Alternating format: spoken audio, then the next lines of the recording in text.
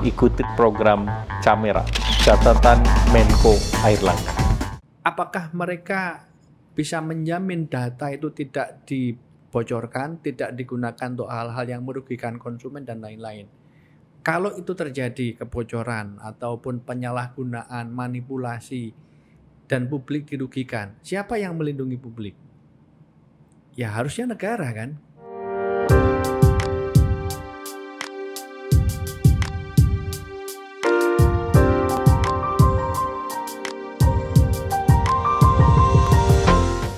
Sampai sejauh ini kan ini platform-platform digital ini sebetulnya kan masih banyak yang belum diatur.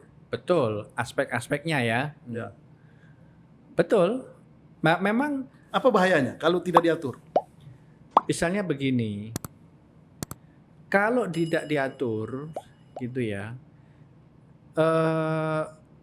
platform digital itu bisa bersikap semena-mena kepada konsumennya. Oke. Gitu ya. Misalnya dalam konteks hubungan antara platform dengan media massa. Itu platform itu bisa tiba-tiba mengubah algoritmanya tanpa pemberitahuan dan dalam waktu satu malam traffic media-media online itu turun, hancur. Gitu. Dan data dari ini data pribadi dari Betul. pengguna platform itu bisa sewenang-wenang dimanfaatkan Betul. oleh. Yang berikutnya adalah soal data. Jadi platform-platform itu kan mengelola data pengguna, user behavioral data, dan data itu detail sekali. Nah, apakah mereka bisa menjamin data itu tidak dibocorkan, tidak digunakan untuk hal-hal yang merugikan konsumen dan lain-lain? Kalau itu terjadi kebocoran ataupun penyalahgunaan, manipulasi, dan publik dirugikan, siapa yang melindungi publik? Ya harusnya negara kan, gitu. Jadi ini tuh urusan-urusan yang terkait dengan hajat hidup orang banyak, terkait dengan kepentingan orang banyak, dan wajar kalau negara itu mengatur, masuk meregulasi, asalkan regulasinya satu, tidak menciderai prinsip-prinsip kebebasan berpendapat. Yang kedua, tidak melakukan kriminalisasi terhadap masyarakat hal-hal yang tidak perlu gitu. Nah, itu sebenarnya syaratnya itu. Nah, oleh karena itu sebenarnya satu konsen dalam konteks domestifikasi platform digital itu sebenarnya untuk mengatasi ini, Bung Sebas. Gejala atau tendensi fakta tentang globalisme, unilateralisme platform digital. Oh, Gitu. ini agak berat nih bahasanya. Tapi saya ingin mengatakan bahwa pendaftaran ini itu hanya baru tahap awal ya. Betul. Dari upaya pemerintah untuk menertibkan platform-platform digital. Betul. Lalu kemudian nanti berikutnya ini bagian dari upaya untuk melindungi kepentingan masyarakat atau pengguna platform digital. Betul. Baru kita bicara lebih jauh misalnya soal bagaimana tanggung jawab platform digital. Betul. Bagaimana kewajiban mereka, dan itu masih sangat jauh. Kita baru bicara soal pendaftaran. Betul, tapi kalau pendaftaran aja Itu sudah dilawan. memaksa mereka mendaftar aja gagal, Ya. itu akan sulit kita untuk mengatur aspek-aspek yang lain. Gitu. Nah, tetapi begini, dalam konteks memaksa platform untuk mendaftar, itu harusnya ada afirmasi untuk platform-platform lokal yang sedang berkembang.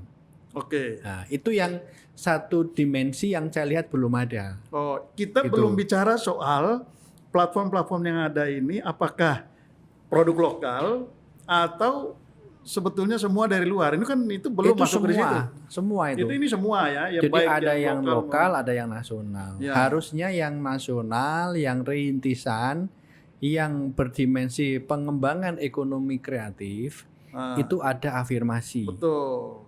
Karena Gitu. kalau enggak kita akan dikuasai oleh platform-platform asing. Iya, jadi kemampuan mereka memang terbatas. Betul. Kelembagaan administrasi mereka mungkin nggak selengkap platform global ini. Yang Jadi sudah harus siap gitu ya. Iya, harus ada afirmasi. Tetapi kalau ini diberikan afirmasi ke yang lokal itu, yang global akan protes, yo. Kenapa kami dibedakan? gitu. Hmm. Jadi memang ini hal yang rumit yang memang harus dilakukan dengan hati-hati dan pemerintah harus siap betul menjalankan ini. Karena kalau enggak ya mereka akan banyak kelemahan Ya, atau kalau ketika dibully oleh publik itu mereka mundur gitu. oke. Menurut saya tidak ada langkah Jangan, mundur lagi. Dan Menurut ini harus saya maju terus. harus ini demi maju. kepentingan konsumen, kepentingan masyarakat, Betul, dan juga kepentingan bangsa ini betul sekali. supaya tidak diobok-obok sesuka hati platform yang Tetapi bermain dengan di catatan, era digital ya. para pengguna Yahoo, PayPal, Epic Game yang dirugikan dengan pemblokiran ini harus segera ditangani oleh pemerintah. Mereka juga harus dibela, hak-hak mereka jangan sampai diterlantarkan gitu. Jadi ini beban pemerintah nggak ringan, Bung Sebas ya. Tapi kalau mereka tidak kooperatif, Ya harus di ini, ya blokirnya mungkin tidak perlu cepat-cepat dibuka. Tetapi ini loh, para pengguna ini harus ada mekanisme untuk melindungi kepentingan mereka. Apakah dengan cara membuka blokirnya atau dengan mekanisme yang lain, itu perlu asesmen yang lebih cepat tapi juga komprehensif. oke. Gitu. Oke.